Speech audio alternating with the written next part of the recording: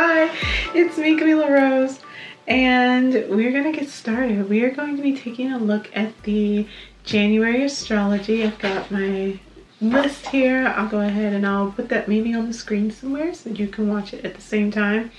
There is, let me find a pen real quick. There's quite a bit going on in the month of January. Quite a bit to be prepared for, to be ready for. So here are the things we've already experienced, because as of today, I'm recording on January 8th. We have already had Mercury go direct. So if you were having kerfluffles, you were having issues with communication, things were just not working out the way you wanted them to, that should be fixed. That should be working itself out. It was Mercury going direct in the sign of Sagittarius. So we may have been experiencing, Sagittarians really would have been maybe coming off very blunt in the moment, but you know, a lot of these things are coming to pass or getting fixed, all that wonderfulness. We also had Mars enter Capricorn on January 4th. So that gives a much more grounded, much more centered energy to Mars. Mars enjoys having a outcome to work towards. It loves having something to conquer. It really loves being able to put its will towards something and create an outcome for it.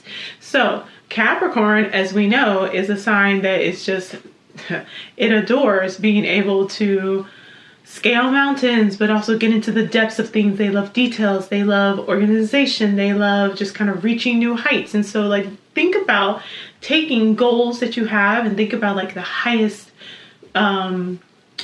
achievements that you can make and apply those two things together. That's just really a nice form of support for that type of energy. It's a form of support for your goals, for your and I know some people are not super into making resolutions or setting intentions and things like that, but if you do, this is really nice support for it to like give you a good kick to get you up and going and get you moving towards that energy. So with it being in Capricorn, it means that for my Capricorns that like, I don't make videos for Capricorns, but I do make videos for Cancers. And so for my Cancers, this is going to be a little bit in opposition to your usual energy. So you might be feeling kind of that push to really go after some of those more time intensive, detail oriented things. You may be looking to like feel this pressure to get organized, to clean up your house, to clear out your friendships, to like do all those things and get rid of maybe all those its and bits and pieces that you might have been procrastinating on over the last while, like last year or so. Like Mars is really going to come in there and really push through that energy. For Aries and for Libra, it's going to be square to your energy. So if it's square to that, it means that there's going to be a lot of tension around things related to really like long-term goals, long-term investments, things that are going to take a lot of time and energy that you're going to actually have to concentrate and focus on to get done. And so you're going to be feeling that tension. You're going to also be feeling the pull. But whereas with Cancers, it's a little bit more agreeable energy because it is the opposing sign. For Aries and for Libra, especially with that north-south node, it's going to be really saying that like, okay, if you are supposed to be working towards learning to let go of the past, learning to move into this future, learning to look at like who you are supposed to be, what your independent goals are, what it is you're supposed to be focused on, who it is that you're supposed to like really be as a person outside of expectations of others, then it's going to be really saying that like, okay, what does that mean when it comes to your habits? And I know that's more like 6th house energy, or I may even say like a little bit of Virgo energy, but it's going to be saying that like the things that you do that build up to these routines, because routines and long-term goals and like the long view of things, that's not something that's built up in like a second. It's based on those smaller pieces, and Capricorns are really great at knowing how to look at like from point A to point Z and how to get there. So you're going to need to be able to like buckle down into that to understand those different poles of like who you have been to who you want to be. And Mars is saying, all right, like I don't have anything better to do. Let's go ahead and focus on that. Okay. The new moon is coming up on January 11th. It's the new moon in Capricorn because it is Capricorn season. And we have that happening on January 11th. So it's going to be a 1-1-1. So lots of like one energy, lots of starting energy, lots of empowerment energy, lots of focusing on the self and what the self's desires are, like getting really clear on what direction it is that you want to go. It's going to be a really good time for like if you felt the push, but you hadn't taken the action behind the push when Mars moved into Capricorn. The new moon in Capricorn is really going to be supportive of saying like, okay, like let's sit down and review and let's get our heart and our emotions into the right space, because it's going to be feeling, it's going to be in alignment. That Mars, that passion and our emotions are both going to be sitting here together saying like, okay, let's get on board. Let's go. Let's look at these goals, at these intentions, where we want to be in 5 years, where we want to be in 10 years. What do our relationships look like? What do our families look like? What do I look like? That's what it's going to be pulling you in to say, how do I feel? It's really going to be looking at all of those things and saying what needs to be cleared out, what needs to be worked on, what do we need to be investing more time and energy into in order to actually make that happen. So it's going to be a really supportive push towards action and making things happen. On January 13th, we have Mercury entering Capricorn. So we experienced a lot of kerfluffles when Mercury was in Sagittarius and Mercury was in retrograde. So moving into Capricorn, it's going to streamline a lot of things. I would even say that like, even if you were having a difficult time, maybe deciding what it was you wanted to work on or picking a goal, picking something to focus your will on, this will help you to streamline that. It will clear out some of the fog. It will make things just a lot easier to be able to see clearly what it is that you need to be doing without all that noise going on in your head. Then we have January 15th, the Saturn semi-square the true node. And so Saturn is in Pisces and the true node or north node is in Aries. And so with that semi-square, they're not quite at a like firm square, but they're almost there. And so we have Saturn and Pisces, which like Saturn has been helping Pisces to ground. It's been giving Pisces that kind of foothold to say like, okay, I understand that we are in the depths of the ocean and that we are, you know, really truly in the unconscious and able to pull up our dreams and our desires and all these things and live in this kind of otherworldly space. And Saturn's like, hey, you finally hit the ocean floor. I know it seemed like that was impossible, but you did it. And now let's actually be a little practical. Let's put some things into place. Like it's the planetary ruler behind the energy of Capricorn. So that time, that precision, that structure. We're a Saturnian society. We operate off of time. Everyone's got watches and clocks and phones and all these other things that are always reminding you of the time. Think of like Alice in Wonderland with that rabbit. Who's got the time? Saturn's like, I got the time, and you better get the time if you want to actually succeed and be successful at what it is you're trying to do. And so with that, going with that true node, we have that push in Aries. North node in Aries is really just like, who is it that you want to be? What is it we're going to be doing? Like, think of your favorite Aries person and just turn it on 1,000. I love like Mariah Carey has a wonderful Aries energy, you know, and she's very just like, she's gone through a lot in her life, but she's also very just like finding her way back to herself each time, being the butterfly and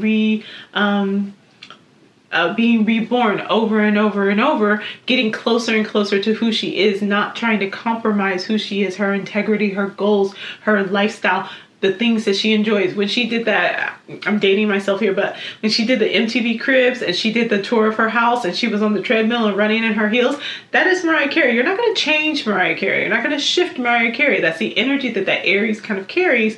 And with that North Node is really saying like, be true to yourself. Move through that without shame, without pause, without anything like that. And Saturn in Pisces is saying we can go into the unconscious and we can go into the conscious and we can marry these two things together. It's a lovely bit of shadow work in integrating our unconscious and our consciousness together, okay?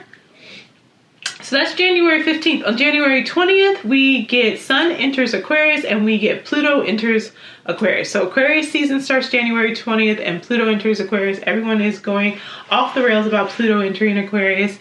Because this is such a long-term energy, because this is a planet that is the furthest from us, and energetically it has that really big energy of like rebirth. I always kind of say that like Uranus gives more revolution energy, just because it's like assessing the situations and the things that need to change, and then like a radical change, a lightning bolt of change. Pluto is more slow. It takes its time. Its systems crumbling. So like lightning strike with Uranus, maybe like an earthquake, or a like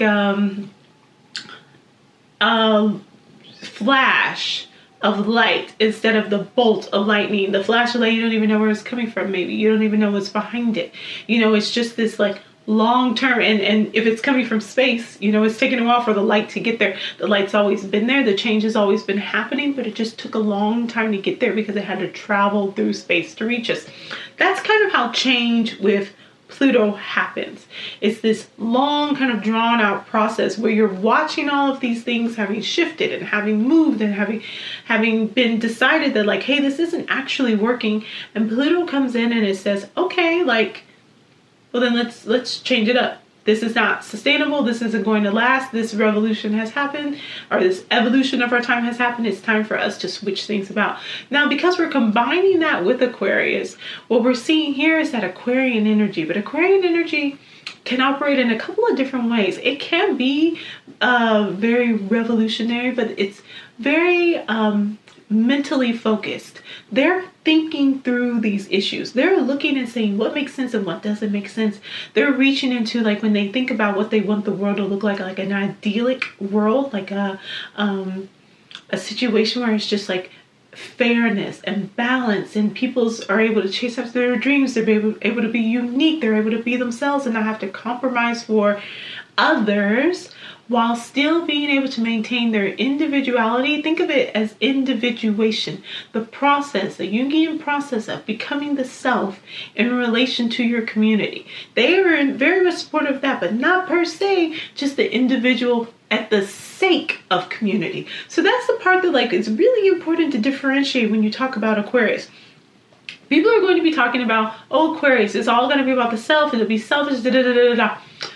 True Aquarian, mastering and correctly interacting with Aquarian energy is learning how to be true to yourself in community, not at the sake of community, not sacrificing community.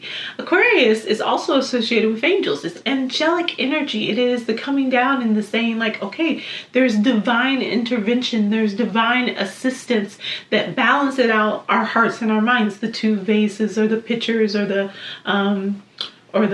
containers that are pouring the water, one into the land and one into the water, one into the material realm and one into the spiritual, one into the emotional realm. And so it's taking these ideas, our hearts, our emotions, our drive, our soul, our spirit, and it's saying, how do we balance this out? How do we temper? What does temperance mean? To temper something, my favorite example is to think of taking hot water and cold water, and you want to cool off the hot water, so you pour in a little bit of cold water, or you pour them into a separate container, and you're tempering the temperature of the water, okay? You're balancing it out so that it reaches a nice equilibrium. That's what Aquarius energy is really looking for. That's its real drive. And so Pluto has been kind of bobbing along, and it's going back, it's moving into Aquarius, it's going to move back into Capricorn, and then it'll move back into Aquarius and then move into Capricorn. It's been doing this lovely little dance for a while, because Capricorn has been very much like, we really need to look at these systems and these structures, and Aquarius is very much like, and we need to look at what's happening with the people so that they're able to live the lives that they need to be living within these systems and these structures. And they've kind of been coming together, and Pluto's been doing that kind of long dance. Like I said, it's a long process. So like often you're not going to feel the quickness of this. You're not going to feel that like 1 minute everything is fine and the next minute it is just like, oh, this whole like thing has fallen apart. Like we've seen things like that been happening, and it's been usually in systems related to those where Uranus is present, because Uranus is coming in and just knocking stuff down. They're like, it doesn't work. Boom, like a cat. Think like a cat. I don't like this. Boom, it's off the table, you know? Pluto comes in and it's like, this really doesn't work. You know, they pick it up, they look at it, they examine it, they take a moment. They say, okay, you know, what about this instead? Let's try that out. Let's do that. Let's move this here. Let's move that there. It's a very thorough energy of going through and completely revamping, instead of knocking something over and being like, all right, we'll rebuild it. What is that? What do we do with that? No, you need that time and that effort to really say that, like, how do we shift? How do we change in a way that's complete metamorphosis? That's why Pluto rules over Scorpio, because it goes through that process of a journey within the unconscious in order to reach and understand and integrate that unconscious into the consciousness. That's really not something you want to do quickly. That's something you want to take your time with, and that you want to spend time with, befriend, get on its side, make it something that like you're on the same page, so that that process isn't something that breaks you apart. Because an integration like that is not something that will necessarily stick. It's not something that will may be sustainable. Think about if you have this sudden change that were to happen to your mentality, you might have a mental break. Pluto isn't necessarily trying to break things, it's trying to release them. It's trying to say that its time has come to a close. Oh, think about it like, is it Meet Joe Black, I believe, where he was deaf, but he would walk around and he'd help people and he'd, you know, introduce them to like say that like your time has come to a close. If you watched American Gods, it was like Horus coming in and meeting these people, or maybe it wasn't Horus, it was one of them. Think of it like that. Think of it as coming in and saying, like, gently, sometimes not gently, but I'm trying to be nice here. Sometimes it's a bit abrupt, because if you're not listening, then it might be like, okay, we gotta step it up here. But coming in and saying, oh, well, this doesn't work, let's stop. And then say, oh, okay, cool. Yeah, let's redo this. Let's fix this up. Let's end this. This has come to an end. And it clears that out in order to be able to bring us in something new, to create something different. Now, this Aquarius energy might want to push for it. It might push. It might be like, let's go. But Pluto is going to just say, I can identify very clearly what has come to an end, what it is time for us to release and let go, and where we need to start dreaming and planning for the future. And that's going to be that Aquarius energy that goes back and forth and plays with a little bit of that Capricorn energy a little bit more. So January 23rd, we have Venus entering into Capricorn. So when it comes to the planet of love, when it comes to our connections and our relationships, our partnerships, anything that we do with anybody outside of ourselves, we're really going to probably be in assessment mode. I love assessment mode. I love assessments. You know, I'm really just saying, like, is this relationship something that's working for me? I really say spend this time and get into this evaluation, and not in a cold way. Venus is never going to be cold. Venus is always going to be, she's going to be her usual charming self, you know. Think of it like a Libra. Head into it like a Libra and just say, like, where do you see this going? What are your plans in the next 5 to 10 years? Think of it like that, because when we get to February, in February, we have the Mars-Venus conjunction in the sign of Aquarius. There's a lot going on in Aquarius in February because it's Aquarius season. All the planets are kind of moving through Aquarius. And so, but we have this conjunction, which is a direct reflection of the Venus retrograde that happened last summer.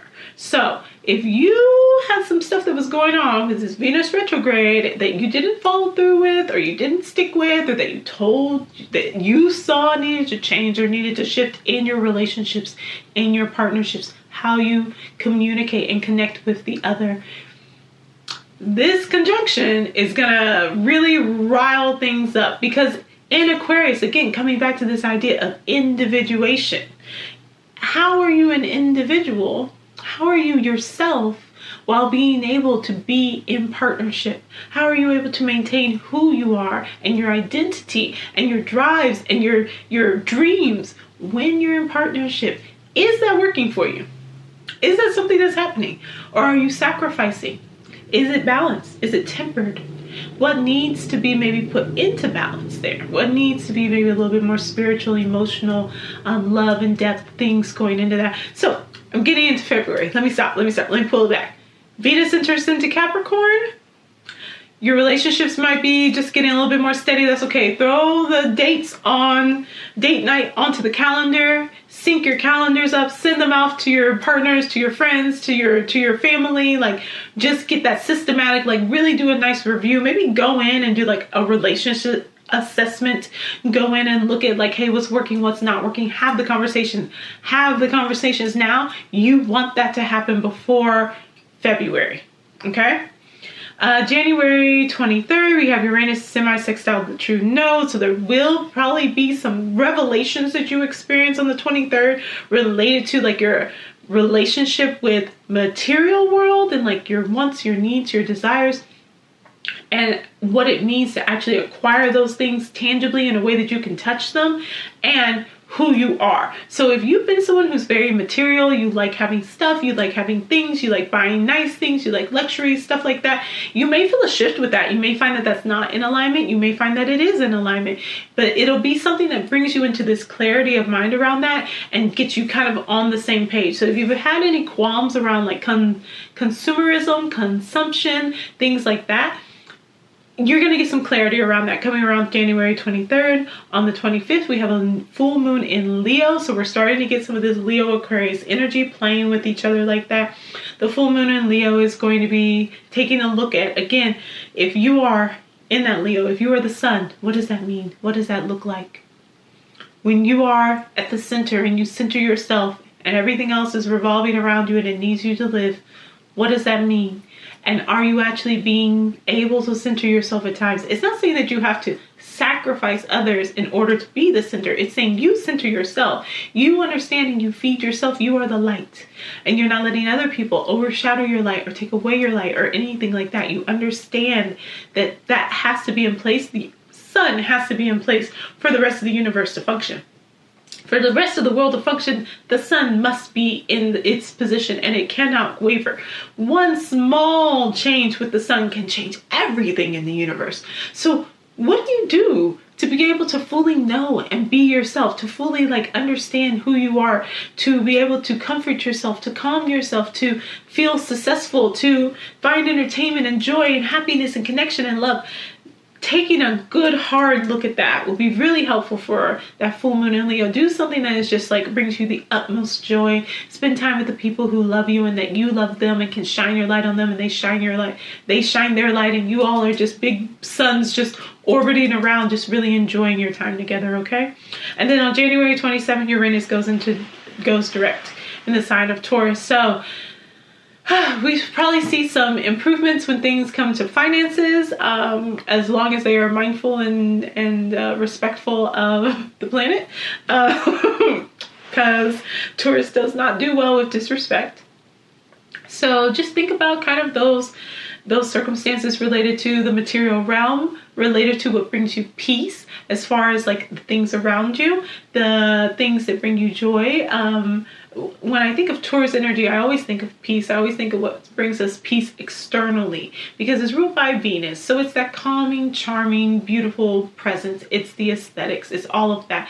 It's the sensuality. And that's really how, for Taurus gets its information. It is the process of us taking in data from the outside world and using our senses, our sensory organs to interpret it. Reality is based off of what we are able to perceive. And so Taurus is really saying, like, what are the data pieces? What are the things that we've received that bring us peace, that calm us down, that don't agitate our nervous system and put us into that flight or flight mode? The things that actually allow us to be calm and to take a breath. And then it's saying, like, just as far as like how we interpret things, that's the Taurus energy. When we get to Libra, it says, okay, and now in partnership, what does that look like? You know, so there's a lot of like this Venus energy that's going to be active moving into the next season. With Venus in Capricorn and Uranus going direct, it's going to be a lot of that. Just like, you're probably going to be throwing out a lot of stuff. I'm just going to be honest with you. You'll probably be throwing out a lot of stuff that doesn't feel in alignment anymore. You're going to be feeling this like sudden clarity around who it is that you are, the things that you like, your aesthetics, your looks, the fabrics that feel good to you. Things like, it's going to be like those types of details that are going to become very clear for you. Scents that you like. Maybe you don't actually like candles. Maybe you don't like the color blue when you always thought that was your favorite color, but it doesn't bring you peace anymore. It's that kind of adjustment that comes into place, and then really looking at, what do I invest? I'm investing time and energy in these things. That's that Saturn energy. I'm investing this time and energy into this. But when I get it, when I have it, I have Taurus energy. I don't really actually like this. It doesn't feel good. It doesn't make my eyes are taking it in, and they don't find pleasure in this. They don't like it. I don't like it. North Node in Aries. And so you may be changing some of those things up. Go with the flow. Go with the flow. Okay. All right. So that is the month of January's astrology. We will have the full moon readings next Saturday. And then the Saturday after that, I already have it already printed out. We will get into February's astrology, which is, and February's astrology will be coming out in time. It'll be coming out before the month of February. So you can prepare. And it's a moment. It's a moment. I think the thing I want to focus on most is that Mars-Venus conjunction. I'm very into that. I have a separate video, I think, planned for that. So we'll get into all the nitty-gritty with that. So have a happy, wonderful January. Go check out all of your videos. Check out your 2024 forecast and those astrology readings. Check out your readings for just the month of January, whatever you're into. Hit that subscribe button. Go ahead and check the description if you'd like to book a private reading or session with me. And I'll see y'all later. Love you. Bye.